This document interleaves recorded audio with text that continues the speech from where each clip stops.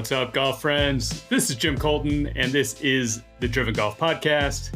I'm here as always with the super looper / super producer, Joseph K. What's going on, man? Hey, not much, Jim. What's happening? It's been a lot. It's been a lot happening. It's been a crazy week. We've been on the down low here for a little while. I was just out at the NCAAs at La Costa. This is episode 44. We have Brentley Romine on to talk about just observations from the NCAAs that just wrapped up. I'm sure you watched the match play finals. Congrats to Oklahoma State and Coach Bratton. We know some of those players as well on that team. They're loaded, right? And we use that as an opportunity to kind of preview like storylines going into next year. You know, there's going to be a lot of moving pieces with the transfer portal, guys moving on to PGA Tour U and starting their pro career. And then you got obviously recruits coming in from the class of 2025 graduating class. So a lot of, I think, interesting things and topics that Brentley and I brought up, and teams to look out for, some of the storylines going into the summer. So it to me, it provides like context to the amateur calendar and amateur schedule of some of these big events coming up where you see a lot of these same names. So we just wanted to use that as an excuse. But yeah, I mean, I think we could talk about that a little bit more in a minute. But really, I think this week, probably one of the biggest stories in junior golf in recent memory. I mean, how often does a junior golf headline make its way onto ESPN.com or New York Times or Washington Post, et cetera, et cetera? So it's going to be one of those things. Like, where were you when Charlie Woods won his first AJGA tournament? So, Joseph, where were you? Yeah, I was, as I always do, working during the week. But I don't think I've ever gotten so many just casual golf friends and family members text me about it. So, we've talked about them multiple times on this show and outside of the show. And I think if we take anything from this, it's just great for the game. It's anytime you can, have a player elevate your the junior golf game and stuff that we cover is great. And I think you nailed it when you kind of talked about just Charlie Woods and what this means for his future too. I mean, he goes from what 606 in the Rolex rankings to number 14. I think you crunched the numbers there, which is awesome. And he wasn't even invited to the tournament early on. It was kind of a last minute invite, right?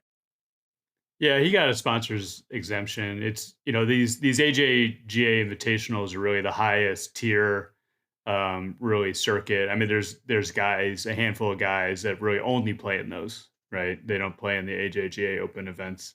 But they do every one of these tournaments, not just this one, will have 5 or 6 spots, either to the host club or the sponsor, this one being TaylorMade, and obviously the connection with Tiger and Charlie. So it wasn't a huge surprise to see his name pop up on the entry list. And this isn't new territory for Charlie either. Like, he played in the Dustin Johnson World, which was a big one, and he played in the Junior Invitational. And I would say the Junior Invitational is, I mean, that's a really small field. And I would say the one thing that coming out of that, my observation, was he might actually be pretty good, right? Like the scores and the finish wouldn't necessarily show it, but I think you recall like the final day was Masters level tough in terms of course setup and firmness and wind, and you saw a lot of 77, 78s from some of the best juniors in the country. And Charlie got teed off early, but put up a 75, and the day before 73. And I think like playing that course with those kids, the top kids, even if he wasn't necessarily in contention, but just probably maybe even like proving to himself that he's in the same category, the same league, or not that far off. There's huge value. And then we say this all the time. Like we say this, we've been saying this all the time on this podcast. And there's absolutely no reason that those same takeaways and lessons learned would like for some reason they don't apply to Charlie for some reason because he's Tiger's kid. Like he has to go through the same maturation process, the same making dumb mistakes and dumb triple bogeys and learning from those mistakes um, and then obviously we always talk about like playing with better players and observing what they do and what they do better than you and what how they carry themselves and what makes them tick and what makes them be able to compete consistently at a high level. And there's no reason to think that he wouldn't have taken away from that, the value of 4 days at Sage Valley playing with really the best kids in the world.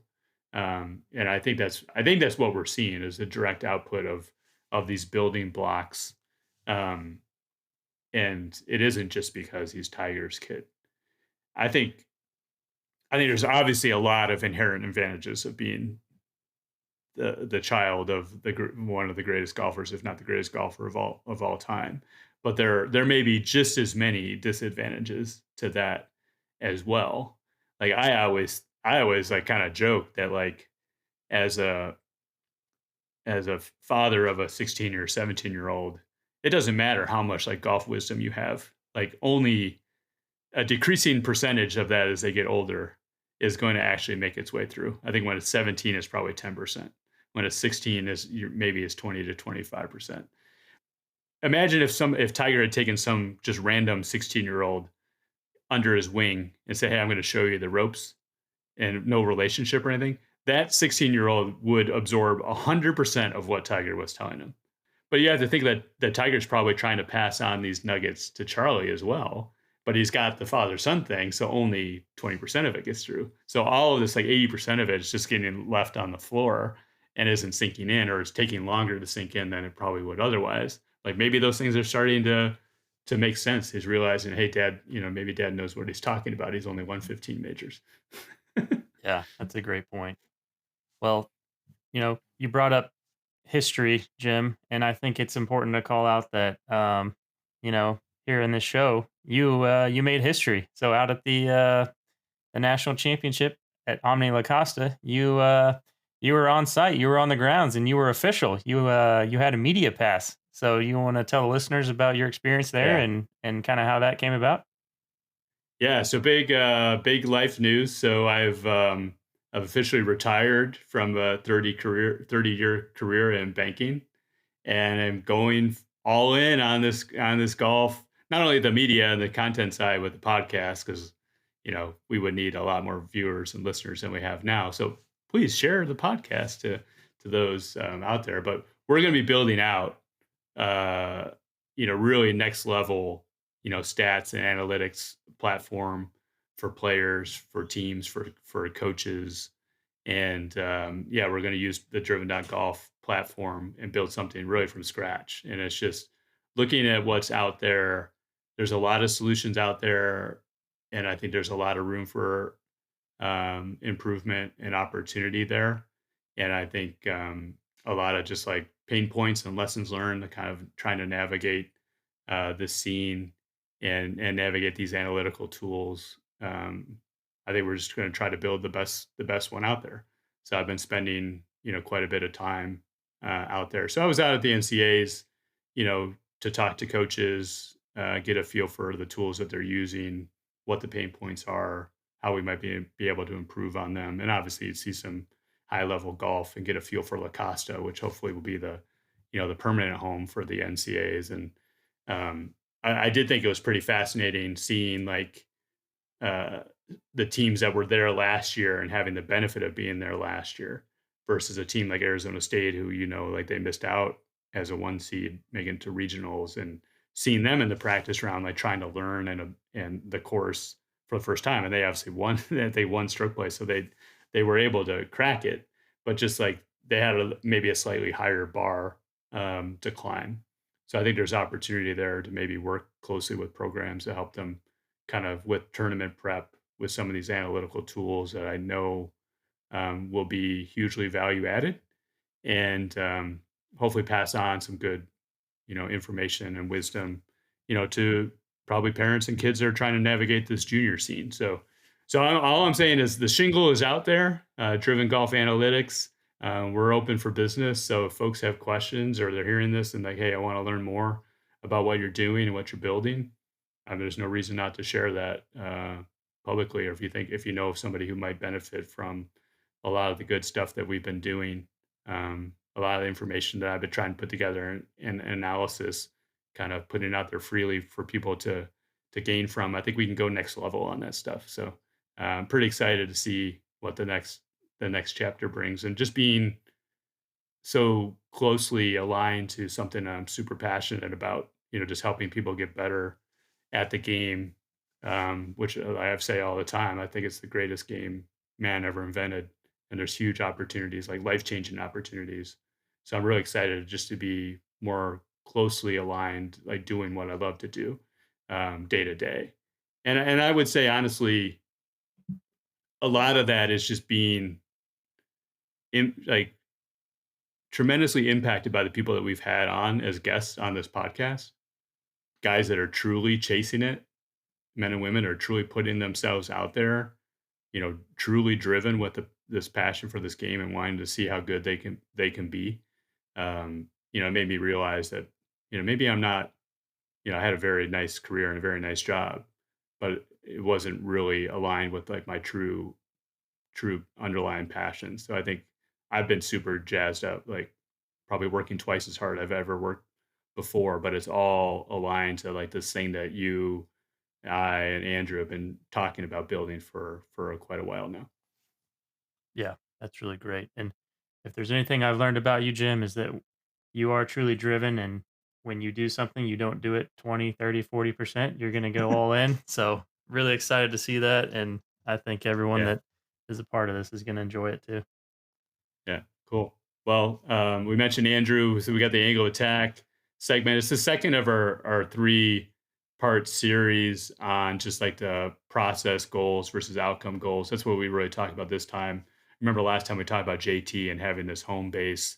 We just deep dive a little bit on just like what does it mean having a process goals and versus outcome goals, and does it make sense to lean more heavily on one versus the other, or have a combination of both? We get into that, and that's really the second of this three-part series. So yeah, this is sort of like turning over a new leaf, right? Or this is, I think, allows us and frees us up to have more guests or more frequent episodes or deeper dives on different things. Allows us to get a little bit more creative. So I'm excited to see where this takes us.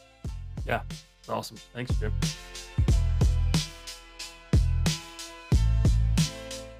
Brentley Romine, welcome to the Driven Golf Podcast. Our first three-time guest to the DGP. Welcome back. I mean, third time's the charm, right? I guess I'm doing something right that you keep asking me back. So, Well, excited I to think be here. This is one of my first live streamed. I don't think we did live stream the first two times, right? yeah, this is definitely a new wrinkle. Usually Joseph and I record our intros live, and maybe half a dozen people listen to it. So Friday night, I can't imagine people are Well, diving here, I'm in, going to but maybe share this. it right now. Yeah, go I'm going for to it. share it for you. Let's see. So while you're doing that, Brentley and I spent a lot of time together this past week. So I was a newbie at the NCAA Men's Championship at La Costa, and basically followed Brentley like a lost puppy. And he was nice enough to take care of me for most of the week. But yeah, Brentley just got back from basically 2 weeks in San Diego, covering both the women's and men's NCAA golf championships. Both of them like great match play, great drama, great TV, and I wanted to maybe start there first. We're going to get into this episode. The season just wrapped up. Brentley wanted to get your take and just maybe do a fun kind of riff, like way too early, thinking about next year and potential match play teams for next year, and just use it as an excuse to talk about guys leaving, guys coming in, guys transferring, et cetera, just to wet our whistle going into the summer of amateur golf and what we might expect starting next year. So my observations of La Costa, just being a first timer, they absolutely need to make La Costa the permanent home for the men's and women's championships. John Fields, the coach of Texas, had this vision, and really put it in place. And kudos to him for having this vision and then bringing in Gil Hanse to renovate the golf course. It checks a lot of the boxes for a championship in terms of location, weather, the facilities, like the campus around the golf course, just having all of the players staying there. Like those are some of the obvious things. To me, I think there are some intangibles about trying to build something from scratch, and it does take like vision. And I was thinking a lot about it this past week with the Tour Championship and the Tour announcing their seventh different iteration in 19 years of the Tour Championships, and then like having focus groups and getting together with players, and then coming up with this like, all right, we got this great new concept. Everybody starts at par, and we're going to play 72 holes, and the guy with the lowest score wins. And it's a placeholder. Yeah, and it's a placeholder, right? So we can't really get invested in it because it might end up changing a year or two from now as well. But it makes me think that there was, they may find some solid footing eventually, but they lost all this opportunity to build history and heritage with the event if they had maybe gotten things right the get-go. Like I continue to contend that if the Tour Championship were set up as a match play thing all along, like we would have had a couple like groundbreaking moments in golf history that would have really put that tournament on the map, such that it becomes more of a must-watch thing. Not quite a major, not quite a Ryder Cup, but something coming around the players. In between that and the majors. And I think that's kind of what college golf, the opportunity that college golf has in front of it. And thankfully, with the vision of Coach Fields and others, his daughter April, like building this foundation and trying to build it into something. And you see it with college baseball with Omaha. I mean, that's really kind of the model, right? But like that doesn't happen unless someone has a vision to kind of make this happen and then continuing to invest in it. And that means like players and coaches also investing in it, taking a little bit of time outside of the time that they're there to make sure that the event is successful, outreach with fans. Like I saw players signing autographs for kids, there as well. Like that sort of thing, I think really kind of builds this thing up over time. So I don't know what your experience was like year 2 versus year 1.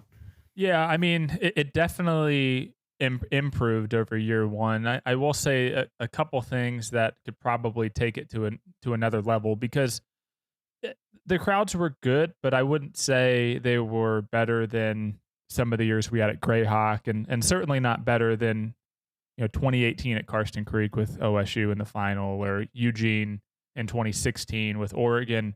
But again, that doesn't happen unless you're on campus somewhere and you get the home crowd. San Diego's not super easy to get to.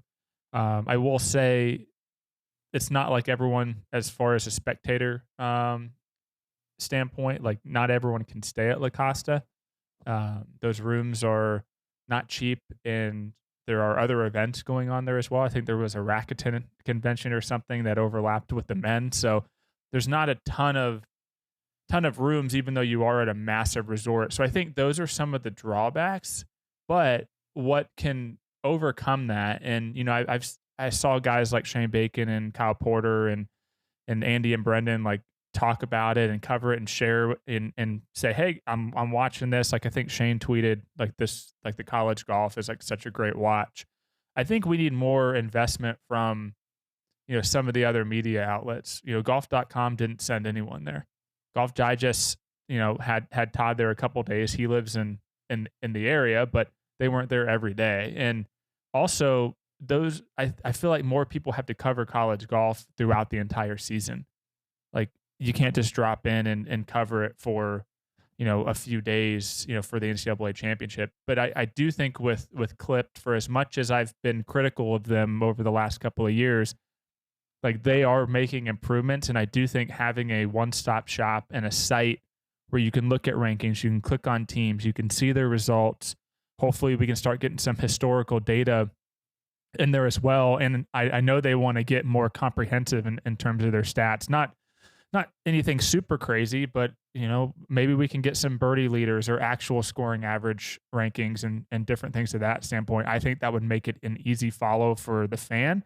And then lastly, guys like Scotty Scheffler and some of the top pros need to be more invested in their alma maters. They need to, talk about it more. They need to seem like they're interested. It was really cool to see Ricky and Eckroad, and I got a little birdie told me that Victor Hovland was in the clubhouse at Muirfield Village watching the early part of the final. So we just need more of that, more on social media, these guys really getting excited. And also there's a foundation, and it requires money to do these types of things right. And golfers are getting paid increasingly larger amounts of money every single year. I don't think it's out of the realm to ask guys who have made it on the tour to try to give a little bit back, to the foundation, and kind of ensure that the current college golfers have a huge platform and can come back to La Costa, and we can continue to create something special. Because you're absolutely right when you touched on, Jim, it doesn't just happen overnight. You have to lay the foundation, and you have to be patient, and you got to keep building year over year. You're not just going to go and get millions of fans and on site and things like that overnight. So, but I do think there's been improvement, and I'm excited to go back. It was a long 2 weeks, and the jet lag is definitely real, but I can't wait till next year. Yeah, I know. I will say this, like, to anybody who's not really following college and amateur golf, like, you can walk the fairways and be within 10 yards of guys that are going to be playing in the Canadian Open right here and next week, or guys that are going to be on the tour in the next 2 or 3 years. And some of these guys are going to be household names in the not too distant future. I've always contended that, I think that we feel like we're the cool kids because we get in on these names early, and we get to tell other golf fans about them. Like, we're the ones that are giving them exposure to those sorts of things. So, the other thing I would say in terms of the history and the heritage is like the memorable shots that you guys cover, and then the classic matches, the fact that they're going to be played on those same holes with maybe even the same teams involved. Now you have this like treasure trove of shot history and replays and that sort of thing that you can bring back. And there's a familiarity with these holes, and even like there's a little bit of gamesmanship in the men's championship. I was going to say, we can always look back on the Cameron Tankersley versus Philip Fallberg Johnson match. There's final few holes. That was some golf. I don't want to say it was some great golf, but it was golf, and it was exciting. Yeah. And that's the beauty of match play, right? Because that's only the moment. That's only the being out there all day, right? That's the pressure of the moment. Not to sound too much like Paul Isinger, but But like, those are great golfers hitting horrible shots, right? And it's sort of the beauty of match play, beauty of a team event, because now you're not just playing for yourself. You're like basically your team's fate is resting on the shoulders of those matches and how they turn out. It's really cool. Did you sense some animosity toward match play, being on site? And not naming names, but did you get a sense that some people there weren't necessarily fans of the format? Well, I think Joseph raised the question before we got on. I don't know, Joseph, you wanted to chime in. Like, was there a reason behind that question? Well, you just follow college golf all year, and then it comes down to 1 week, and I just want to raise the question, Brentley. Do we really think Oklahoma State was the best college golf team all year? Well, I mean, Mark Brody ranks them second at the end of the year, so it's not too far off. I mean, Auburn was clearly the best team, but I'd argue, was Florida the best team in college basketball this past season? Like, they were probably one of the 4 best teams. Probably not. I'd probably rank them as the 3rd best team all season, but they weren't the best, certainly, and they win. And I've had this argument with Lance Ringler from Golf Week quite a bit, and obviously I do have a bias now, working for Golf Channel, but just getting to see these matches and some of this drama, like, sure, the Oklahoma State Virginia match toward the end did not really provide some crazy moment, but Solomon Raza in Oregon in 2016 did. Like, just the environment in 2018 at Karsten Creek did. But you go back to 2009 with Bronson Burgoon and Texas A&M. If that had been on TV, on the Golf Channel like it is now, like that would have been an incredible moment. And so, yeah, I just don't think that, like, I realize, as Lance likes to argue, it's, you're playing the same format, and then it's all of a sudden it's like you're playing, like in basketball, you're playing two halves, and then all of a sudden you're playing, with 6 guys on the court for the final like 5 minutes of a game or something. And I get that, but at the same time, golf is just so different from every other sport. You play so many different formats in golf. The tour has a Stableford event. The tours, had a match play event up until a hot minute ago. The Ryder Cup is, match play and foursomes and 4-ball. So golf is just different, and I don't think it's necessarily that terrible that we end in match play. So maybe we need to make more things match play. Maybe every conference championship needs to have some sort of match play element. Maybe regionals needs to have some sort of match play element. And, maybe we have a lot more match play in the fall around football games. I know that, there's something in the works. I don't want to, speak before this kind of gets announced, but there's something in the works for 2 teams to play ahead of a big football game this fall, and have it televised and maybe get some alumni involved and things like that. So, I mean, it doesn't have to be we only play match play at nationals for 2 days. It could be something bigger than that. It's infinitely more exciting, and it's so much easier to understand. And I'll close because I know I'm rambling, but a perfect example is there was a photographer out there. I don't know who he is originally working for, but it was clear he was new to golf, but he was shooting for whether it was Getty or the tournament or something. And he came up to me, and it was funny. He came up to me initially when I had my headset for TV on, and I was trying to listen to something. And so I kind of blew him off, but I'm like, all right, well, he had a question. Let me go back when I have a second. So I went back to him, and it was like stroke play. He was trying to understand what the heck was going on, and he was so confused. And then so I explained it to him, and then I explained that it's going to be different for match play. And then I saw him on Wednesday, and I said, how's it going? And he said, this is so much easier for me to understand. And so to me, that was the example that for the casual fan, which is, what you have to kind of attract if you want to grow, that it's just so much easier to kind of get. And it's easier for like my wife to understand it and watch it, and my in-laws and, family and things like that. So it's not going anywhere either, Lance. Sorry. It's also, I would say, there's beauty behind the 5-on-5, and they're not like in the Ryder Cup where you have halves or whatever, because it's easy to tell like who needs to do what in what match in order for it to flip, or like, oh crap, it's going to come down to this match, and then you end up watching it with quite a bit of intent because like these other matches are safe or they're done or whatever the case may be. It's like whoever wins this match, that team is going to advance because it's going to be 3-2, or it can't, you don't have these kind of weird ties like you have in the Ryder Cup. Yeah, Burko like announcing, all right, well, so and so is a drop score, and having to explain that every like 25 minutes. You don't need to do that in match play. So I agree. Yeah.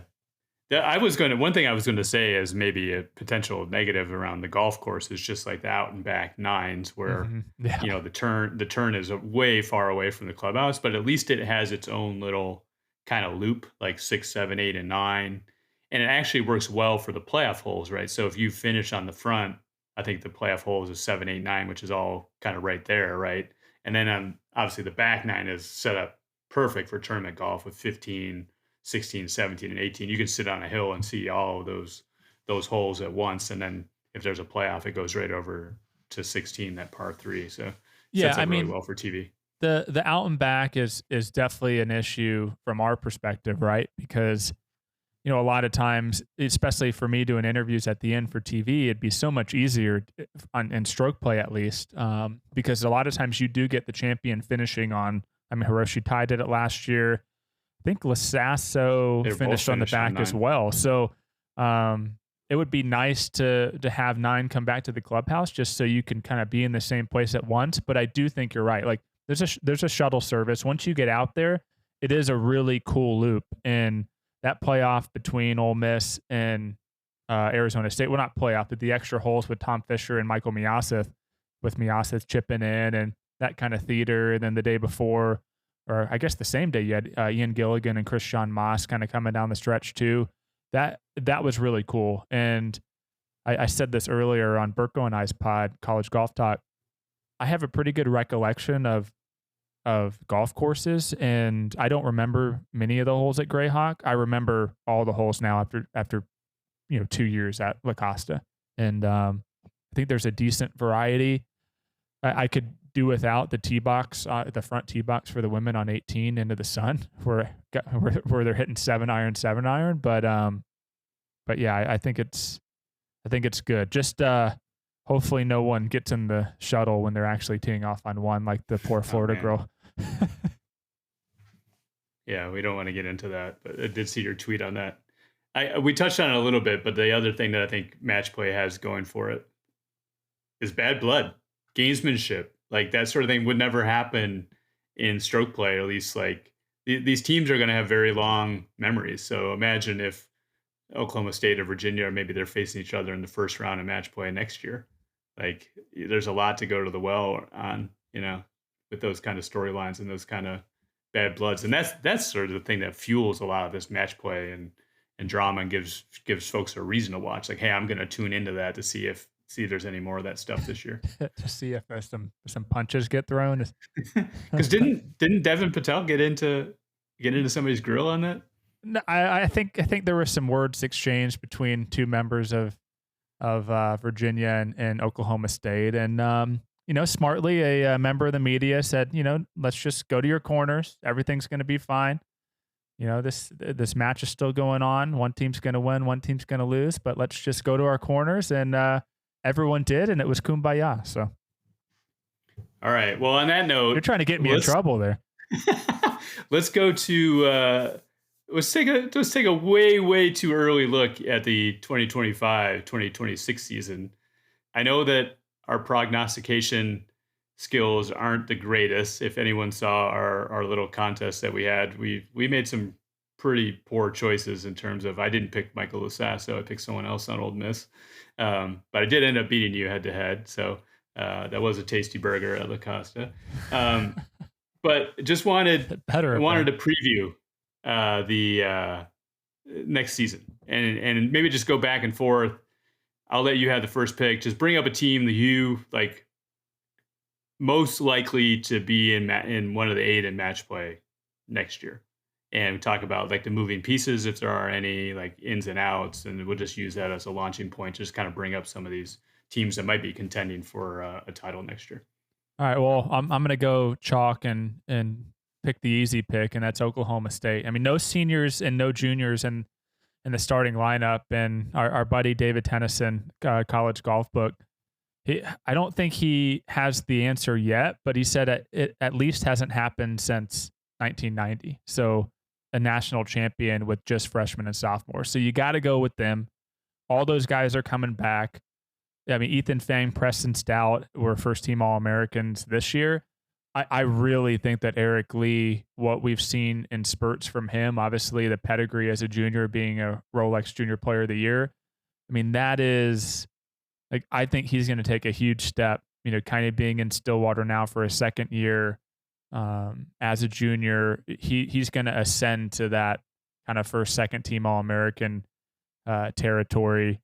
The only question with the team is, are there enough mouths to feed, or are there too many mouths to feed? And you add in Henry Guan, a top 5 ranked junior who reclassified, right? He was a 26 and is now a 25.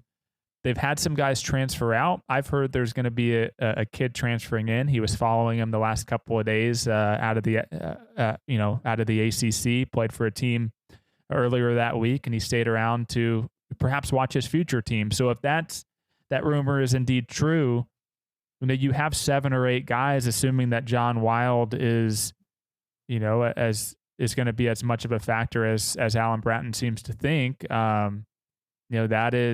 That's a very, very deep team, and I don't think any other program in the country can match that depth. Yeah. Yeah. We've been following and watching Henry. We know him really, really well for years down here in Dallas. Like, he's always been the man. I mean, he made the semifinals of the Western Am last summer. So I would expect him to really contend, not only for the lineup, but really contend for one of those top spots. Like, he is that good. So I think this team is loaded. I know Joseph can attest. Like, I don't know how many of we have these occasional texts between Joseph, Andrew, myself, and a lot of them start with like, man, Oklahoma State is loaded, and just the fact that they don't have, everybody's coming back, right? They had to do some house cleaning because they had like 13 players with their recruits and, no seniors, but it looks like that's sort of shaken out for the most part. But yeah, I think that, the only thing that could be is that sort of like potential locker room drama, right? The guy who thinks that he should be playing and isn't, but I think that's a good problem to have at the end of the day. Who's next? All right. I'm going to go with Texas. Speaking of teams that have everybody returning, really I think literally everybody returning. So they ran pretty lean roster this year. I think it was 7 guys, and their starting 5 was pretty much set in stone all year, especially once Daniel Bennett got in the lineup and started like really winning or like finishing top 5 in pretty much everything. And he was first team All-American as well. Mm-hmm. Only guy on that team, which was, I thought it was a little surprising. I've considering that Christian Moss was a Haskins finalist and not Daniel Bennett, but that's why there's different committees. Yeah, and he was a clipped darling, right? Was he number 1 or number 2 in the rankings in the fall? But continued his pretty strong play in the spring. I think what we ended up seeing even in NCAAs is like Tommy and especially Christian didn't really have their best stuff, and they still were right there. And I think like was Jack Gilbert potentially their highest finisher, yeah. Or in Luke Potter stepped up as well, won a tournament this year. So they have enough depth where if one of their guys isn't playing particularly well, like someone's gonna step up. They've got 2 great recruits coming in, Adam Villanueva and Brooks Simmons, both here from Texas, both like 9th, 10th in that class. And I think they've shown with like Brian Stark and kind of going back in time, like they are a kind of a destination, right? And always maybe on the lookout for that one missing piece, that one key cog in the machine. So I would be on a close lookout for them as well. But no reason to think that they can improve on their number 5 ranking from this year. Is Joseph getting in on this, or? I think you and I can just go back and forth. All right. Okay. I didn't want to go out of turn, but all right. I'll throw out a team who we saw a lot of this week, and that's Virginia. Yeah. I had to do the math and kind of realize that I guess for every year of club golf you play, it actually it adds a year of eligibility. So Paul Chang, surprisingly, the kid's like 25 or 26, I think. He still has one more year. So Paul Chang is back. The scooter is going to be charged for one more year. The scooter that he would ride to the golf course every day in and out of traffic. Paul Chang's back. Ben James is back. I mean, we saw Ben James was the only guy who won his match, and he beat Preston Stout to do so. Ben James I think he's overlooked maybe a little bit because he's so quiet. Like he doesn't have the extrovert gene like a Luke Clanton or even kind of a Jackson Coyven now. I think Jackson's come out of his shell a lot. Ben James just kind of quietly does his thing. He's really good. Brian Lee, that guy might be the best putter in college golf. Super impressive, very nice kid. They lose Devin Patel, but he was subbed out. So they bring back Josh Dwangmany, Maxi Pereger. I don't know as far as like recruits that they're bringing in. They don't have anyone in my top 25. But again, you bring back Ben James in most of that core. And all 5 guys who played in the final match, you're going to be top 5 or 6 in my book once we get to to August 1st and I finalize my preseason rankings. Yeah. Okay. Well, you mentioned Jackson Coyven. I was going to go Auburn next. I mean, they're losing two, really kind of three guys that played for them, right? Brendan Valdez, Carson Baca, and I think Ryan Eshelman was in the lineup every now and then. A couple transfers but yeah, out. two of their top three. They had a couple. Reed Lauder, I think, transferred out. Evan Vo transferred out. But they have a really good recruiting class. Logan Riley, I think you had him number one in your recruiting list for the 2025s. The guy's a stud. Like, he should be playing right away from my standpoint. So I think they'll pick up some of the slack. And then with Coyven at the top, I mean, they were the most dominant team this year. So even if they're not quite at the level they were this year, I would expect them to be a 1 seed and in contention. But while we're on that subject, he earned his PGA Tour U accelerated. Like, he got a picture of him with a tour card. Like, was this always like a non-event in terms of his decision making? Like, do you have any insight there in terms of how much thought he potentially gave to going pro early? I mean, he had been pretty consistent with us, at least, about his plans. I mean, he's been on the record before in the last year or so saying that he wants to play 4 years at Auburn. I don't think that's 100%, but he'll definitely be back next year. So for the point of this exercise, I mean, I think you can count on Jackson Coyven being, available for Nick Kleinert. And the thing about the PGA Tour U accelerated, there's been, some people I think that don't really fully understand it will say like, oh, he could take it anytime. But no, you have to, if he's going to defer and come back for his junior year, he can't just decide in February, and turn pro and say, all right, I want to play on the PGA Tour. He's going to have to wait until after NCAAs next year to do so. So he's coming back. I'm not worried about it. And yeah, he's, I mean, I guess I said Brian Lee's the best putter, like probably behind Jackson Coyven. I probably was a little bit hyperbolic on that, but they're both really good. Yeah. Okay, so you're Auburn. Oklahoma State's off the board. Virginia's off the board. Texas is off the board. How deep are we going on this? 8? We'll go 8, and then we can do odds and ends after that. Okay. I'm gonna go. This is tough. It's tough to tell because a lot of transfers haven't really been officially announced yet. So I don't think I can kind of pull the curtain back on some of these things, but I'm going to go Ole Miss simply because as far as I know, they only lose Kai Meeks, who was a huge part of that team. But if you're looking at, a talent perspective, I think he was probably their fifth guy. Tom Fisher, I thought, since last summer when he broke out at the USAM, just really took multiple steps forward, and seeing him play a lot this week and seeing him play some really high pressure situations, whether it be toward the end of stroke play or the match against Miasith. That's like, he's going to be really good. He's tall, he's athletic. He's really got a good confidence and a good attitude about him. So I think he's going to really continue to expand his game next year. Lasasso's back. He's so good, when he's not contracting stomach viruses and stepping on sea urchins. Cohen Trolio might be one of my favorite players in college golf. Just the way that he carries himself. He's extremely polite. He's extremely, I think he's extremely well thought out in what he says and how he acts and the things he does. I've really been impressed ever since he came on our podcast earlier this spring. Cameron Tankersley, really impressed with his short game. He really scrapped it together to even have a fighting chance in that semifinal match against Philip Wahlberg Johnson, and had to deal with the crowding on the tee boxes and those types of things. I think it just comes down to who's going to be their fifth guy.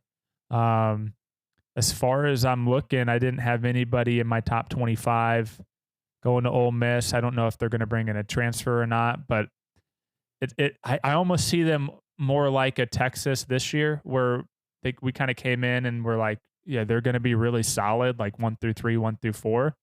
What are they going to get after that? And I think that's a good question to answer. Maybe it's Collins Trolio, maybe it's somebody else. But after being number one for most of this season, I think we'd be remiss not to have them in our 8. Yeah. And Tankersley qualified for the U.S. Open. I think he shot 8 under at Bentry. He was my pick in the pool. Didn't play nearly as well as his teammate. But yeah, Cohen, one of my favorites in college golf as well. I had a real good chat with him there. And Tankersley, my son played with him last year at Northeast AM, and he shot a final round 63. So he definitely has an extra gear for sure. I'm going to go with my boys from Oklahoma. Hibble. I guess the one thing I wanted, we don't know how this whole NCAA settlement is going to shake out, right? With the potential grandfathering and the judges kind of sitting on the proposal, right? Yeah, but it seems like, I mean, coaches have already, at least in golf, I mean, they've already made their moves. I mean, guys have gone in the portal and transferred out. I mean, you look at teams like Tennessee and Auburn, like they've already said, it's not like you can just say, all right, like we want those guys back. So, I mean, who knows? I mean, I haven't dove into the transfer portal too much, but it would seem I haven't heard about too many guys from Oklahoma getting in there, if any. So, I mean, I guess the reason I asked 3. Is, so they have how many coming in? So yeah, so Drew Goodman graduated. Stephen Campbell didn't play much this year. I think he was 5th year. Yeah. So they're losing 3. They have 3 coming in. So I have them with 12, and they got to get down to 8 potentially. So anyway, so there may be some more movement, but I think absolutely at the top you've got Jay Summey and Ryder Cohen, and I think with those 2 guys at the top, you're going to be in contention. And Clark Van Galen had a breakout performance too. Yeah, I mean, that was the work that he put in the spring. It was honestly really cool seeing Hibble kind of walking basically every hole with him. You think like Hibble's like a short game wizard, and helping Clark kind of manage the course and the shots, and you just see this raw talent, huge frame. I think that he's someone who, if you're thinking about someone who could be potentially like a first team All-American even next year, making that leap between freshman year and sophomore year, that's someone I think you have to have in the short list. So I actually have 2 more. Maybe we could do top 10, but just because I kind of like these 2 teams the same, and I'm not going to go. I'm not going to go with Florida because I figured you might touch on them, but I'm going to go Texas Tech first. Okay.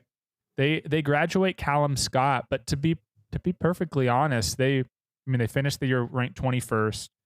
They made the 54-hole cut at Nationals, but they kind of did it without Callum Scott really being the type of player who we were used to seeing in years prior and at the Walker Cup and when he was low am at the Open last summer. And so they bring back some really good pieces. I mean, if Connor Graham decides he still wants to play college golf, he's back. Tim Weidemeyer, like, he's going to be a junior. He really came out of not nowhere, but took a step up. Matthew Komaji had wrist surgery right before the season, didn't play at all, but he's back. He got through U.S. Open local qualifying, so he's going to be playing. I believe he's down at the West Palm Beach final qualifier on Monday. So you get him back. Charlie DeLong graduates, but Sean Keeling, I would assume, out of Ireland, he'll be a sophomore. Price Hill probably gets some look, and then they're going to add Adam Bresnew, who was a Nicholas Award winner in JUCO golf this year. They're going to add him too as a transfer. So Greg Sands can coach, and if he has Matthew Komaji back as the player that he was but pre-injury, this is going to be a really, really good team that's going to be in contention on on Monday, and I think they'll be right around that eighth, that 8 bubble. Yeah. Yeah. All right. Maybe this is a little bit off the radar, but I'm going to talk about San Diego State. So I was just looking at teams that have everybody coming back. So their top 7 guys are all back, assuming that no one transfers out. But they were ranked 15th this year, which probably would surprise folks. So if you think of that as sort of their floor, they've got some upside from there. I'm assuming Justin Hastings is back next year, kind of anchoring that team. But yeah, I would go San Diego State, at least someone who's kind of on my radar to be on the lookout for next year. Yeah, there's they'll probably be, because there was some controversy about this last week, but it will be heightened next year when they're actually a top 10 team, and that's going to be BYU. Yeah, I know that's kind of out of nowhere a little bit, but they only lose Zach Jones and Cole Ponich. They bring in Cooper Jones, who is on a mission, Jackson Moss, who I believe is on a mission as well. They're getting a pretty decent transfer as well in Parker Bunn from Oklahoma State. Mm-hmm. And then you think about, actually, no, Jackson Moss was a freshman this year, but he'll be more of a factor. But Simon Kwan's back, Peter Kim's back. So as long as Peter Kim has gotten out of that bunker on the 8th hole last week, I think he'll have a great year. Tyson Shelley, played a lot of meaningful rounds. So, Todd Miller and Bruce, the 2 coaches there, they're going to have a lot of pieces, and they're only going to continue to get better. And BYU is a program too that's getting a lot of, just an athletic program that I think is getting a lot of money poured into it, and I think that's going to start paying off. So maybe it's not next year that they're a top 10 team making match play, but I do think in the next 2 or 3 years, BYU will make match play at the NCAAs. That'll be my kind of bold prediction. So this year, I think this was the first year they made it to the 4th round, right? Is that? I think that's correct. Yeah. Well, yeah. Like in the current format, because this was the 5th time that they had qualified in the current format, meaning that they couldn't play on Sunday, so they had to play Thursday. And they've been, for lack of a better term, like they've been blown out to sea the previous 4 times, like in over those first 3 days. So it was good to see them actually post. I think their one over on Thursday was like the 4th best score of the 3rd round. So wow. If it wasn't for Peter Kim's 11, they would have been right in there. They still would have fallen a little bit short, but they would have been making Ole Miss and Florida State think about them as well. Yeah. Well, you kind of buried the lead. You didn't even mention Kihei Akina. I forgot Akina. Yeah, no, exactly. And you know what? I believe that I talked about him on our podcast. It just totally slipped my mind. And perhaps that was because I knew that you would add that if I forgot it. So yeah. U.S. national team member, junior national team member. He could be the best player in this class. Like he has the potential to be that, right? Yeah, for sure. And he's I think 110 in WAGR. Like he's always had a very high WAGR for a junior golfer, which I think will get him into the U.S. Amateur this fall when the rankings update. Yeah. So I would expect big things from him. And I also forgot Simon Hobdahl, who's going to Texas Tech. So kind of right around, like just outside the top 10 in the class. And he's going to be good too. One more that I wanted to bring up real quick was LSU. I don't know if I want to go out on a limb and say that they're going to make it into the final 8, but I do like these sort of compelling storylines in terms of them being a 1 seed, them falling short in regionals, and then how do they respond? I mean, obviously they're losing Algot clean, but they're pretty loaded, right? Arnie is like 22 and clipped as a freshman. It has to be freshman, all first team. And they've got a great coach just in his first year in Jake Amos. So I love to see how they respond and build on the regular season success and carry that over into next year's postseason.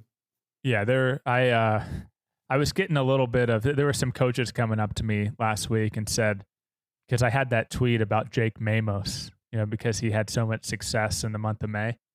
And I may have had some other coaches give me a hard time about that and predicting that they were going to win it all. If not Auburn, it was going to be then. That was kind of a live TV. Sometimes when you do these live, you just say things and you kind of go out on a limb just to say it. Yeah. And you really don't think it through. They probably weren't the second best team, if I look back on that, but I don't think that takes away the job that Jake Amos did this year. And they do bring back everyone but Algott. And we talk about freshmen. I can't forget this guy. And actually, I was talking to a different coach who's friends with Jake just about a couple hours ago, and he was talking about how this kid, Daniel Hayes, who's coming in, the freshman from England, is really, really good. Like I believe Jake is just as excited about Daniel Hayes as he was Arnie last year. And we know what type of player Arnie was right out the gates.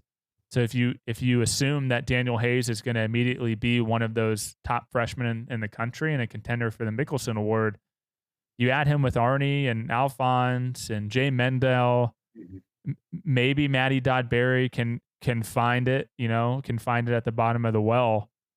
I'm on board with them too. They might be top 10 going into next year. I really this is a great exercise, Jim, because normally I don't even think about this stuff until like mid-July. And I'm like, I need to start calling coaches and asking around. Yeah, I mean, as far as prognostications go, like one thing I looked at is I think there were only 2 teams that made match play last year that made match play this year. I think Auburn and Virginia. Is that correct? And I mean, I think it's pretty light. Like some years, maybe it's like 4 of the 8 or whatever, but it's just a couple. Was that right? Yeah. Because Ohio State made it last year. Vandy, North Carolina, Illinois, Florida State, Illinois. Wow. I mean, that's pretty crazy. So it's kind of Florida made it last year or no? Florida didn't make it, right? No. I think you listed all of them. Jeez. So it's interesting because but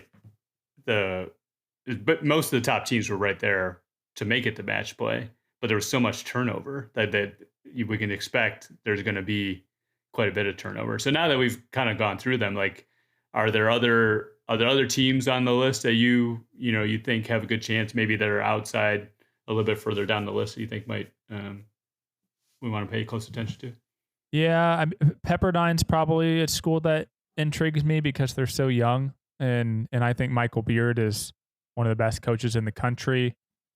Vanderbilt is intriguing just because I know they lose JVP, but they add some really good freshmen, Michael Reeby, Will Hartman, Wells Williams is still coming back. Maybe he catches fire and makes the Walker Cup team, but I think he's kind of on the outside looking in at this moment. They're intriguing. I've heard that UCLA has a guy or two transferring out, so I'm interested to kind of get to the bottom of that. And then one other team that was in the top 25 who made nationals is Georgia.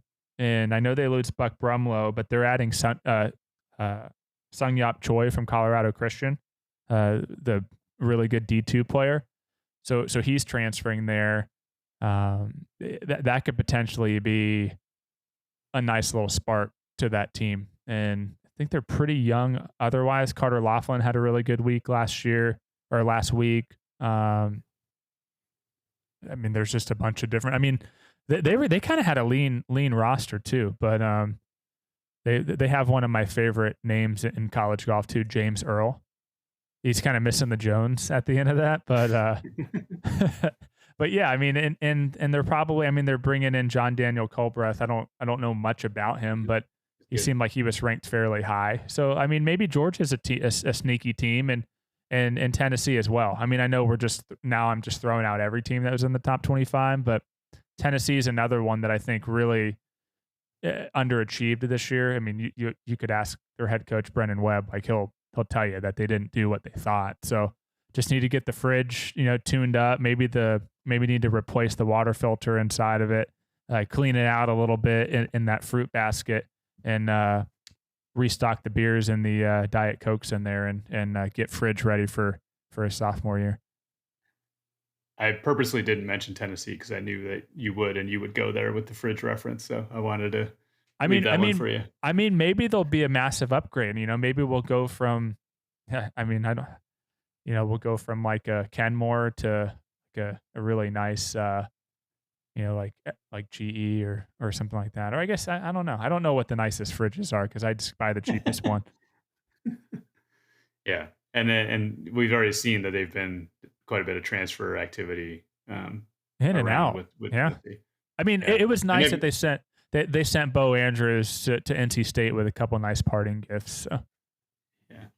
Yeah, and they got a good recruiting class, right? Chase Kais and Luke Smith, I think, from Canada, coming in. I think there's a couple blue bloods that we haven't really talked about, so maybe we want to get your perspective. Arizona State. You mentioned Florida briefly. We didn't really talk to them at length. University of Illinois. And then Florida State. Like, how does Florida State respond with losing Clanton and obviously just missing out on match play? Yeah, so Florida State's going to add Jack Whaley, who's from Dalton State. So that's NAIA, I believe. He's supposedly a really good player. So he's not going to replace Luke Clanton. No one is. But, this team has to – they have to replace Gray Albright as well. And I don't know if Gray got as much credit as he probably should have, because I really feel like he was the kind of glue, like the emotional, kind of leader.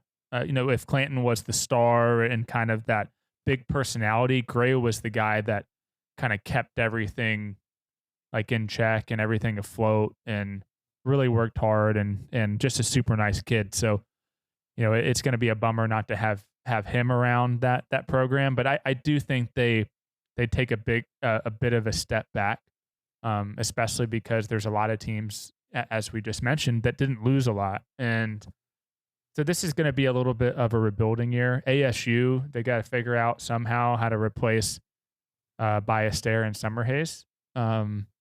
They're probably still top 10. I know we didn't mention them. Florida is going to add Josh By, Trevor Gachewski. They lose Gilligan. That's probably, Gilligan's a great player, but I think at the end of the day, that's probably close to a net zero, especially when you consider and that. Noah Kent too, right? Well, and Noah Kent as well. So that, it's definitely a net zero. And then the improvements of those other guys, and hopefully Jack Turner can kind of continue to progress where he can be a little bit more consistent, because he really, I thought, had a poor national championship, especially once we got into match play. It just didn't seem like he was fully confident in his game, and just really wasn't swinging it that well. But I look for him to kind of get back on the horse. What were some other? Oh, you mentioned Illinois. They're going to add. I forget what his first name is. The kid from Dane Huddleston. Yeah, Dane Huddleston from Utah Valley, who won like 5 or 6 times this year. They're going to add him. That'll be interesting because it's hard to win golf tournaments, like no matter where you are. And if a kid who's won 6 times and who played really well at his regional as well, if he can get under the tutelage of Mike Small, like that could be huge. Max Herendeen, again, like he's going to be first team All-American next year. I don't think there's a doubt about that. They do lose Jackson Buchanan. They're probably just outside the top 10, kind of in the same range as, maybe North Carolina, who I don't know if this has been announced yet, but they're getting a transfer from the Big Ten here pretty soon. It's public. Yeah, it was really.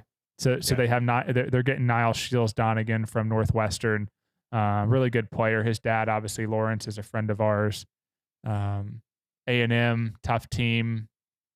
They lose P-Shock, but some good young players, and probably some guys too who they really haven't gotten much out of yet, like an Aaron Pounds, who it's probably his time to kind of step up and play a little bit bigger role. But I do think they were finished 11th. They're probably just outside the top 15 in my book. Again, I don't know what UCLA's roster is going to look like. Alabama, they added somebody. Either they added someone or lost somebody. I think they lost like Luke Coyle or something to the portal. So I don't know where they're going to be. I mean, we could keep going down. One thing about Illinois, real quick. Yeah, I have to imagine you were thinking this when I thought it. First day of stroke play, I was thinking, like, here we go again. Like, Illinois was, second or third in the leaderboard, under par, right out of the gates. And last year they just blitzed the field. And I saw Ruben, the assistant, on the way in. It was like actually the first person I saw at La Costa, and I asked him, like, "Are you gonna pull out that secret sauce again?" And they must have run out of sauce because they kind of faded the last day, which was a bit surprising, but I think maybe it exposed a little bit of the lack of depth that they had this year. But I would say that they're traditionally a team that's run pretty lean in terms of roster. So, like you said, the Mike Small education, if a player is looking to get some improvement, I would think that maybe they add another body. That wouldn't surprise me at all. Yeah, as far like, you want some deep sleepers now? Yeah, go for it. Okay, so one of them's gonna be.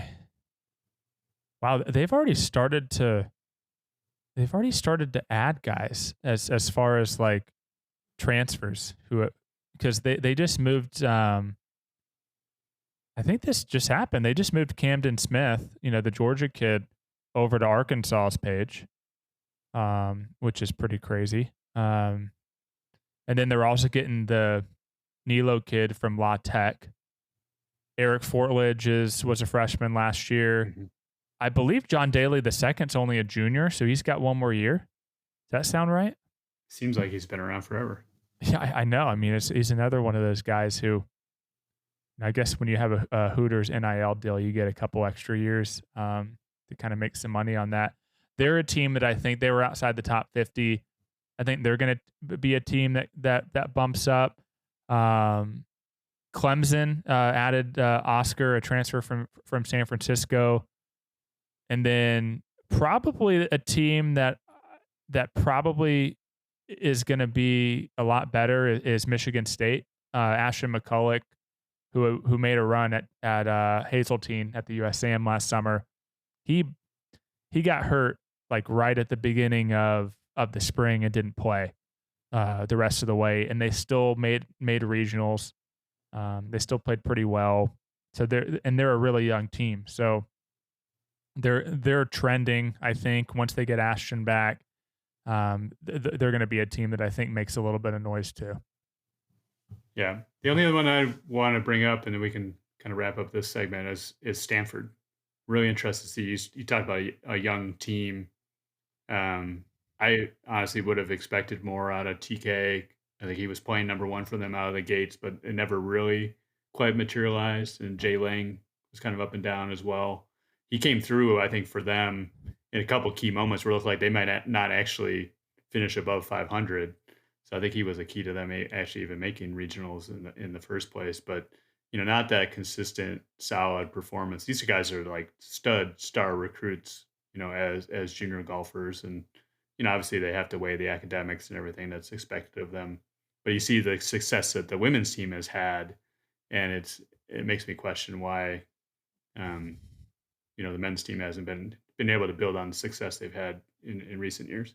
Yeah, I'm not a fan of this roster just because, I mean, you mentioned the women's team. The thing that Ann does so well is she kind of recruits the person over the player, and it just so happens a lot of times that, especially on the women's side, you really get more of the top players that are also really, really good students. And that's kind of what they want. I don't know if on the men's side, necessarily the best junior golfers are necessarily the best students. Typically, they're the guys who don't want to do school, who are the best. And I don't know why that is. It's just over, the 12, 13 years of doing this, that's kind of what usually comes to the surface. Yeah, to me, this is a team that has, I mean, obviously a lot of potential. I mean, Ethan Gao was on a Junior President's Cup team, right? Like Jay Ling was as well, or maybe that was Junior Ryder Cup, something like that. So they have guys who have played well as a junior. I just don't think there's clearly something wrong with the chemistry on this team.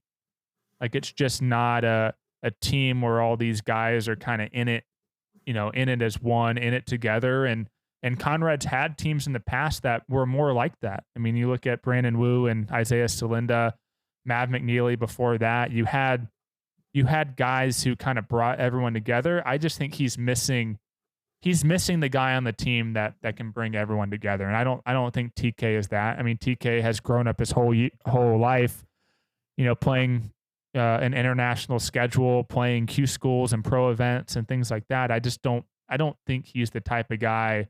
He's not a Matt McNeely or even a Patrick Rogers or a Brandon Wu, Isaiah Salinda, who could, or even like a Henry Shimp, who just is a guy who can just bring a team together. And so I think that's really what they're missing. Yeah. Okay. So why don't we wrap up? We'll bring Joseph back online here for a second. You mentioned some Walker Cuppers in the past. Last time we had you here in November, we made some bold Walker Cup predictions, and I'll give you maybe a chance of one or two mulligans on your picks, and maybe how you see this thing shaking out, especially as we head into the summer. I think I really like the Elite Am series in the Walker Cup years, because I think that there's a lot more at stake. Like, you're going to be playing in front of Captain Nate Smith, and some of these choices, there may be some locks, or probably like Koivu and others are locks, but may end up coming down to 7-8 guys for 3 spots, right? And it might be how you play in the Northeast Am or the Western Am, or obviously the US Am as well. But you had Clanton, so that's probably not gonna happen. He didn't have his. I don't think. When did we do these again? Like last. We did it in November, right after they had the practice squad. Okay, so yeah, at that point, Clanton was still a little bit away from getting his points and things of that. So yeah, I'm willing to be okay with that. We are going to have, I think, Brendan Valdez and both Jackson Van Paris and he are turning pro, so they're kind of off the board. I know that was, I think Joseph was in on Clanton in those two, so he's got a lot of pros now. So he's going to be transitioning this to a Walker Cup or a Ryder Cup prediction. So I had you had Koivu, Ben James, which I think both of those guys are locks. Mm-hmm. Tommy Morrison, pretty close to a lock. Old Tom. I would Morrison. say you had Lasasso. I did not have Lasasso, so that was you and Joseph had him. So I think that's pretty. He's probably close to on now, right? Yeah. Winning NCAAs. Yeah, I would think so. Yeah, you had Max Herendeen, Ethan Fang, Wells Williams, and Jacob Leski, and Evan Beck. And Evan Beck, who I think is a lock. Don't tell Stu Hagestad that. Is he hurt? Is Stu hurt? No, he's playing. He's going to be up with me on Monday at the Summit, New Jersey U.S. Open qualifier. So, oh, cool. Yeah, he's got a little elbow deal, but Stu's he's a tough guy, and I think he is super motivated to go out this summer and really play well and kind of prove, like, because again, Evan Beck won last year's Mid-Am. I don't think that automatically makes you the Mid-Am representative. Probably a lock, but again, all that was last year. If Stu goes out this summer and makes a run at the Am again, it's going to be hard to kind of keep him off. But it's kind of either or with that. So you're asking who do I want to take off and then put back and put on? Yeah. All right, so I'll leave. Obviously, Clanton's off, so that's one new one. I'll leave Herendeen on. I'll take Wells Williams and Modleski off. I'll leave Ethan Fang on. Just a super consistent year. Didn't win a whole lot. but he showed me a lot in match play, and he was going to close out his match, and he didn't get a chance to on Wednesday in the final. So I'll leave him on. All right, so I got to add 3. I'll go Preston Stout. Put 2 Oklahoma State kids on there. I know he didn't play well against Ben James, but you talk about like character guys, like he is a really high character guy, has a lot of game, super tough kid, won Big 12s, basically not sleeping and throwing up and not being able to keep food down. So that, and him being a national champion, and I think he's going to have a big summer, as long as he doesn't go hunting half the time, which he's done before in junior golf. He missed back-to-back junior players, I think it was, because he went dove hunting or something, because he does a big dove hunting trip every August. So maybe that overlaps with the Walker Cup and he doesn't play, but I would put him on it. So I got 2 more. I'm still not sold on Jay Summy. I know he's ranked 17th in the world, and he'll be higher than that when these guys turn pro. I'm not quite sold on him yet, and I do think you have a point where there's going to be a lot to play for this summer, and there are 3 or 4 spots that are very much up for grabs depending on who plays well. But so I'm adding Stout. I'm not going to add Josiah Gilbert just because it seemed like he wasn't, and he didn't have an American flag next to his name until like yesterday. So I'm not going to add him. I'll go why would he switch unless it was for Walker Cup purposes? Well, he probably did, but I don't think that, I don't know. I mean, he's not, maybe he's going to be a spy, for future President's Cup thing. Maybe he's going to flip back when he turns pro and play for Ogilvy and Immelman and those guys. Who knows? But no, in all seriousness, Miles Russell, I think he's going to be on. We heard an interesting tidbit that he could be making his decision right on June 15th, and it's between 2 schools in the Southeast, and so that's interesting. And then I'll go Brian Lee. Again, high character guy, great putter, probably underrated. I think he's always been overlooked, but I think he's going to have a big summer. I'm going to call it right now. Brian Lee wins the Northeast Amateur. That'll be my summer prediction. Wow. If he plays, I don't even know if he's playing. A lot of those guys are going to play like British Am and stuff, but because I know both like Ethan Fang and Eric Lee are going over to play British Am. Wow. Okay. Joseph, yes. You picked Clanton, Van Paris, and Valdez. Any do-overs? Yeah, I'm gonna swap Clanton for Fang, and then I'm in between. I think Brentley convinced me. I'm not buying the Summy stock anymore, and I think I'm gonna use my Miles Russell pick on that. This Driven is not gonna have Jay Summy on anytime soon. Miles winning 5 out of 7 tournaments to start the year, and kind of the wraparound at the end of last year was pretty impressive. So I think he's made a great impression. And then I don't know. Can I put Tankersley on there? Do I still have room? Yeah, he's on the list, short list. All right, we'll swap him out for JVP. How about that? Okay. All right, so I did not have Clanton. I had Summy.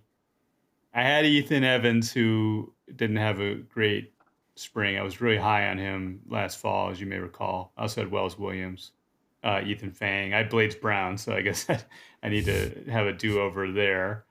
So I would, I guess, replace both Blades and Ethan. I have the benefit of knowing future Wagger rankings.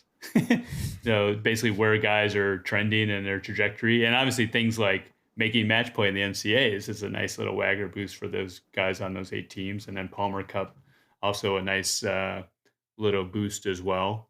So I think Preston Stout is, if not a lock, is getting into lock territory I'm going to keep Summy on for sure. I think Josiah Gilbert, I'm going to put him on just because I think the fact that he would switch, I think that means that he's really motivated by making the squad. So I would see him, performing well this summer. And I have him like 11th in Wagger as of U.S. Amateur Week. And he would be like the 9th American on the list. We haven't talked about Jack Turner. I think he would be 9th as of now on Wagger in terms of where he's trending. Molesky 15th, Wells Williams 13th. So he's still in the conversation. We haven't really talked about Connor Williams 16th. Brian Lee 18th, Max Harrington 19th, Tankersley 20th, Miles Russell 22. I think that's about as far down as you can get. But like one big win in a big AM event, you can jump, probably 10 spots in this level, 10, 12 spots in this level and get yourself in that conversation. So guys like Lance Simpson, Ryder Cohen, Luke Potter even, those are guys that could potentially have a big summer. And plus, like, you could knock the door down and just win the U.S. Amateur, right, as well. So, so I think we'll see in just a few months. It'll be a fascinating summer. So, Brentley, I really appreciate having you on. And just, like I said, I think it was a good excuse to get on and talk college golf. And hopefully it piques the interest for folks, paying close attention to these amateur events this summer and all the ramifications and what it means, not only for Walker Cup, but just kind of the momentum it leads into next fall. And let's do what we can to keep building this college golf, because I do think it is a fascinating watch, and appreciate everything you and Burko and others do for the sport. Yeah, no, thanks for having me on. And it was cool to have you at La Costa for, 6 or 7 days, something like that, almost a week. 6 days, yeah. Yep. So that was really fun getting to spend more time with you. And I think you enjoyed it. It was I think I talked it up a little too much, so I was worried that I was going to overhype it. But it, as you said, it's a cool thing to be able to walk in the fairways and get to talk to like these players and coaches, and even as a fan, you can come and interact with guys to where you can't do that at a U.S. Open or a tour event or really anything above like kind of the KFT level. So glad. The one fascinating thing is like the tension level.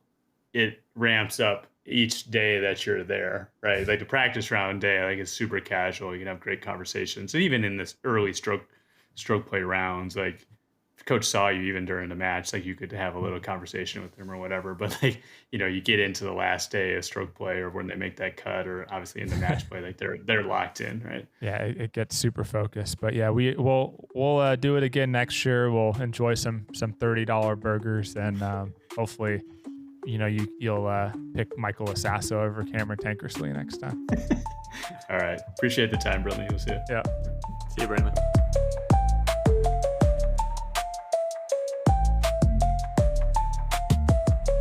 What's going on, Andrew? This is the Angle of Attack with Andrew Lewis. How you doing, man? Hey, Jim. Everything's good, man. Let's dive in.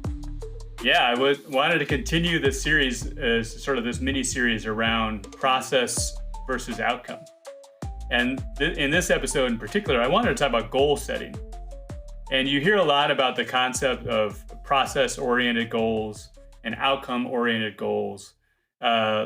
Last episode, we talked about Justin Thomas and the success that he had, more focusing on process. But I think JT, is somewhat known for kind of making his goals public.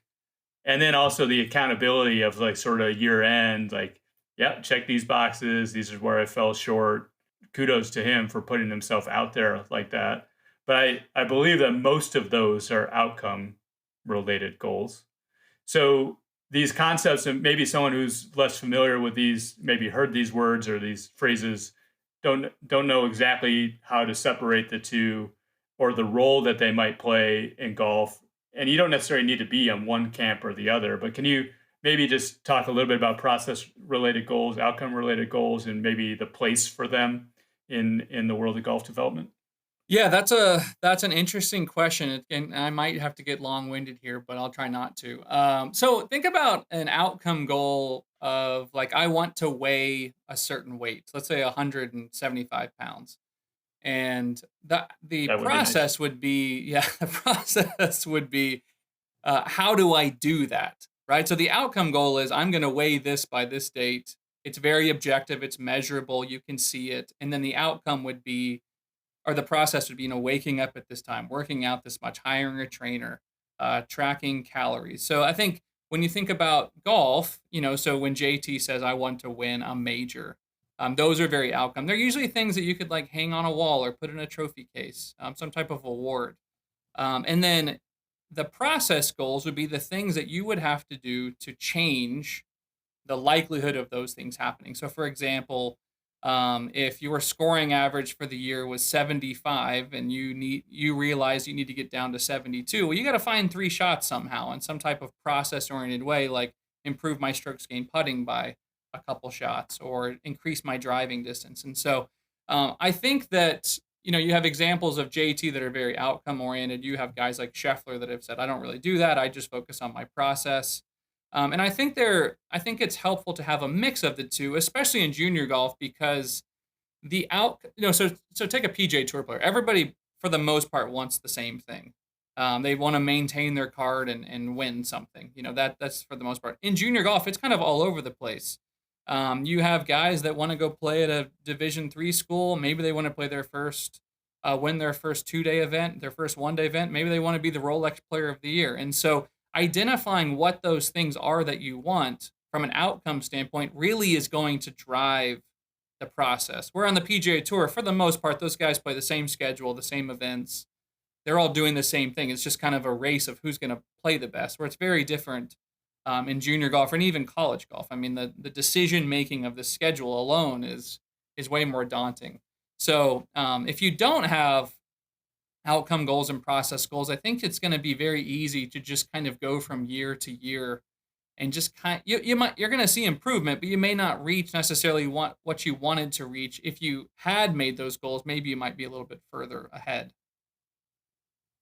Yeah, that's interesting. That distinction you said about the tour is interesting because I think in junior golf, I think if you had these process goals and you had these outcome goals, you might do all of the process things right and not meet any of your outcome goals, and it still would have been a beneficial, worthwhile season. Like you'd be a better golfer at the end of that year than you were at the beginning of the year, having just followed the process.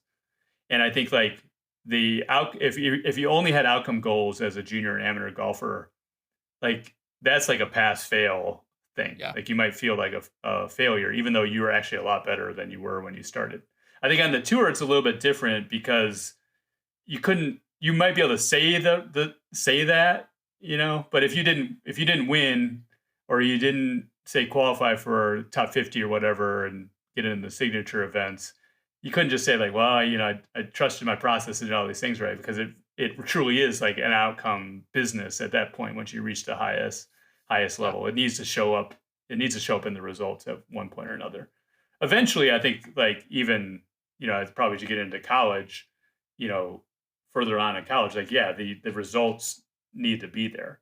But I think in junior golf, especially, is probably the time to start forming these process related goals. Because I think, like we talked about the habits last time, they sort of like fuel the right kind of habits that are going to lead to long-term development in my mind. Yeah. And it's so easy for a junior golfer to kind of look at the outcomes because of social media and following certain accounts or certain players. You go, I want to do that. I want to do this. And it can be very unclear of like, I don't know how to do that, but I know that I want that. Like I want to qualify for the U.S. Junior. I don't know how to sign up for it, but I want to qualify for the U.S. Junior. I want to, play in an AJGA. And we've talked previously about how do you even do that? And so the process side in junior golf, I think, is much, much more challenging to come up with than just like the outcomes of I want to play Division I golf. So if you have support from a coach, I don't know how much parents can help in a lot of this. Sometimes they're not the most educated on a lot of the process stuff. We're all trying to learn this stuff together. But if you have a coach, this is someone that you really need to rely on to help you come up with some very tangible, realistic process goals, not only in those things, but also parts of your game that deserve attention that really are going to move the needle forward on your performance improving. I mean, at the end of the day, if you're staying in a very similar skill state, most likely those things aren't going to happen, even though you might really, really want them to happen. The desire is there, but is the understanding of how to do that really there is the question.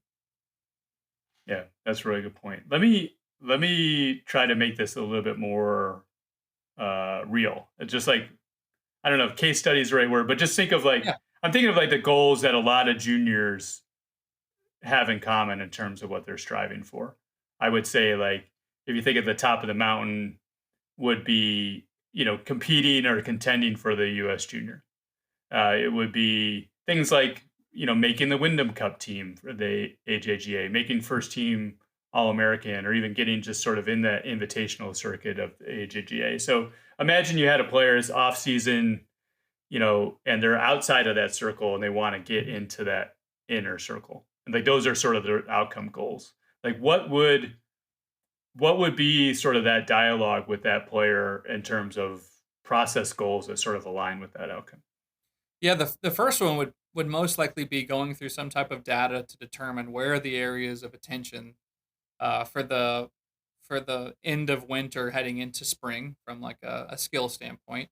You can kind of start to figure out, especially if you go back to our shooting certain scores series we did. You're going to shoot a certain score for that to likely happen, and so where are you in that mix? And I think secondly would be making a schedule that actually makes sense. So for example, if you play a certain AJGA, you're only going to get X amount of points. But if you play this AJGA, you're going to get literally 4 times as much points for the same performance. And so you really have to strategize those kind of things because, again, it's not that you're not trying and you're not signing up for things, but not everything is equal in that world. And then from there, it's looking at other things from like a fitness perspective, possibly needing to gain club head speed. That's a conversation I seem to have a lot in like this time of year, or maybe a little bit earlier. But yeah, other than that, I think that's probably where I would be going. While also, on the weekly or bi-weekly basis of seeing this person, really trying to understand where their current skills are, and what adaptation. But as far as macro stuff, that's pretty much what I'd be thinking. Yeah, and you talked about seeing them frequently, like mapping that out and seeing what that looks like. And I think probably from your perspective, like setting expectations in terms of like how you want this to progress over these intervening months. Is that some part of that conversation as well? Yeah, for sure. I mean, when we're heading into, let's say we have a downtime and we do set some of these process goals of let's just pick strokes gained.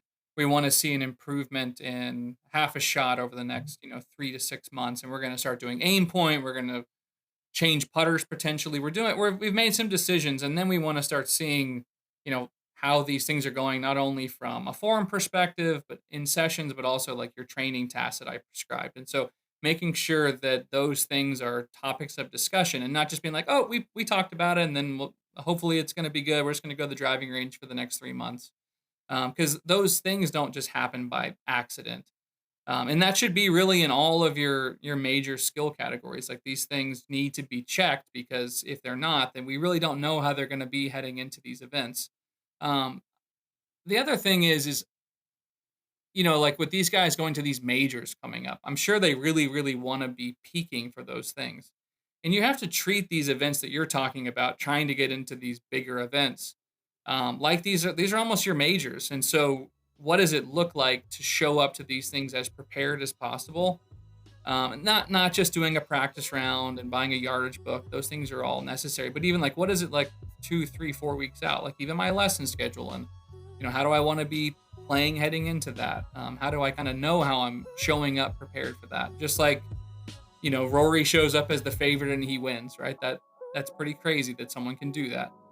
So really thinking like that and making sure that you've checked every box. I mean, we talked about last time with Xander and JT. I mean, he used the word Xander checks every box. You got to be a check the box kind of player if you want to have consistent success across all of your skills. Yep. All right, that's great. So if anyone has any questions around this topic and they want to explore it a little bit deeper, I would encourage them to reach out to you on Instagram, Andrew Lewis Golf, and also your YouTube channel, A. Lewis Golf. So Andrew, really appreciate the time. Yeah, for sure. Thanks, Jim. The Driven Golf Podcast is produced by Joseph K. If you like this episode, like it, subscribe, pass it on to a friend who might be interested. It really helps us out a lot. We'll be back in a couple weeks with the next episode. Until then, remember, in this great game, the journey is the gift. Enjoy the journey. Every hole is a question. Every round a test. The road to La Costa. The final examination. Ain't no multiple choice here. We battled the monsters, we conquered the bosses. From the range to the rain, through the wins and the losses. If you play with your heart, then no one can stop you. We were made for the road. We battled the monsters, we conquered the bosses. From the range to the rain, through the wins and the losses. If you play with your heart, then no one can stop you. We were made for the road. We in the van with the laughter, speaker chords tangle, bags in the trunk, irons clanging, gears mangle. 5 deep, same dream, no sleeping. This rain, sleet, teams bonded by 36 whole days and late eats. From practice to qualifiers, lineups get set. Golf's ultimate test, yeah, it's the hardest one yet. We play for each other, not for NIL mentions. Team first culture, iron sharpens in dimensions. Match play mentality, warriors in the bracket. One-on-one scrapping, back and forth attacking. It's a chessboard on turf, momentum's a weapon. Turn a triple into trauma, a par into redemption. The bond's unshakable, ride or die roster. Fueling that hunger like La Costa's the Oscars. Fist pumps, walk-offs, calm in the chaos. No drops, all 5 count in the payoff. We battled the monsters, we conquered the bosses. From the range to the rain, through the wins and the losses. If you play with your heart, then no one can stop you. We were made for the road. We battled the monsters, we conquered the bosses. From the range to the rain, through the wins and the losses. If you play with your heart, then no one can stop you. We were made for the road. The road to La Costa. The road to La Costa. Freshmen wide-eyed, learning lessons from flameouts. Now they sage with the range time, grinding the shame out. Ain't just about swing planes, it's mindset and balance. Transforming raw talent to next level valiance. Coach drop gems like control what you can. So I journal in scorecards, rewrite who I am. Adversity's the oxygen, this struggle's a teacher. Grit gets you further when the weaker would rather have neither. Some will chase status, but we chase the mission. Develop through losses, not just recognition. PGA dreams in the mirror get closer. Each bogey a blueprint, each birdie a composer. Fall hard for tour cars, the rise accelerated. An overnight sensation, 21 years in the making. The journey is a gift, the grind a revelation. This the spot to see the future, right before we battled the monsters. We conquered the bosses, from the range to the rain, through the wins and the losses. If you play with your heart, then no one can stop you. We were made for the road. We battled the monsters, we conquered the bosses. From the range to the rain, through the wins and the losses. If you play with your heart, then no one can stop you. We were made for the road. The road to La Costa. And we were made for the road. The road to La Costa.